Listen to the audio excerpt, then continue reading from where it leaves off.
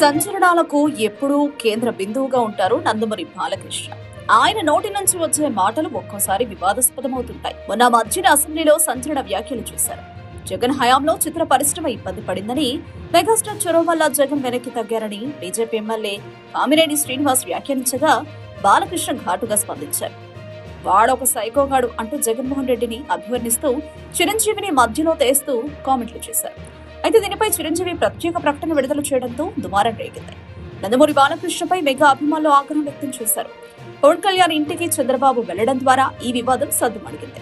అయితే తాజాగా హిందూపురంలో నందమూరి బాలకృష్ణ పర్యటిస్తున్నారు. మరోసారి mega power star Pawan Kalyan పై హాట్ కామెంట్స్ చేశారు నందమూరి బాలకృష్ణ.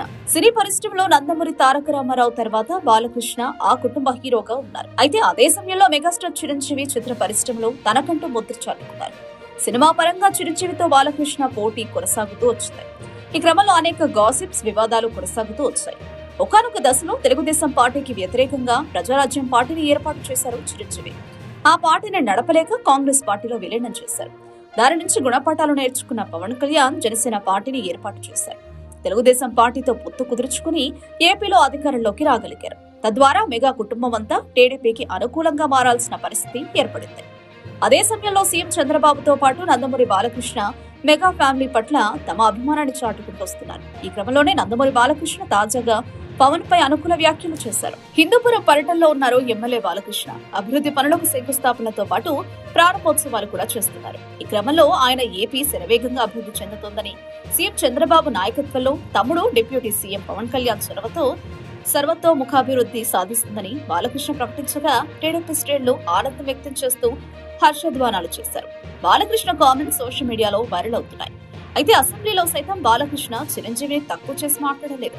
ఆయనపై తప్పుడు వ్యాఖ్యలు చేయలేదు. ఎవరు వెళ్లినా జగన్మోహన్ రెడ్డి అప్పట్లో లెక్క చేయలేదని అర్థం వచ్చేలా మాట్లాడారు. దానికి ప్రత్యర్థులు వక్ర భాష్యం చెప్పారు. అయితే ఈ విషయంలో బాలకృష్ణను క్షమాపణ కోరాలని మెగా అభిమానులు కోరారు. కానీ అటువంటిది చేయలేదు. ఇప్పుడు పవన్ కళ్యాణ్ ను తమ్ముడు అని సంబోధించడం ద్వారా మెగా అభిమానులను కూల్ చేశారు నందమూరి బాలకృష్ణ. ఇంకా ఎంత ముందుకు తీసుకెళ్లాలనుకున్నారు రాష్ట్రాన్ని, ఆ గణాన్ని సాకారం చేసి నాడు చంద్రబాబు నాయుడు గారి నాయకత్వంలో డిప్యూటీ సీఎం గారైన పవన్ కళ్యాణ్ గారు, తమ్ముడు పవన్ కళ్యాణ్, అలాగే పెద్దల్లుడు అయిన నారా లోకేష్ బాబు, వాళ్ళందరూ వాళ్ళ అనుభవంతో అందరూ కూడా ఈ రాష్ట్రాన్ని ముందుకు నడిపిస్తూ మరి మీరందరూ కూడా ఇందులో భాగస్వామ్యం పంచుకుంటున్నందుకు మీ అందరూ కూడా నా కృతజ్ఞతలు తెలియజేసుకుంటూ నేను సెలవు తీసుకుంటున్నాను. జోహార్ ఎన్టీఆర్, జోహార్ ఎన్టీఆర్, జోహార్ ఎన్టీఆర్, జోహార్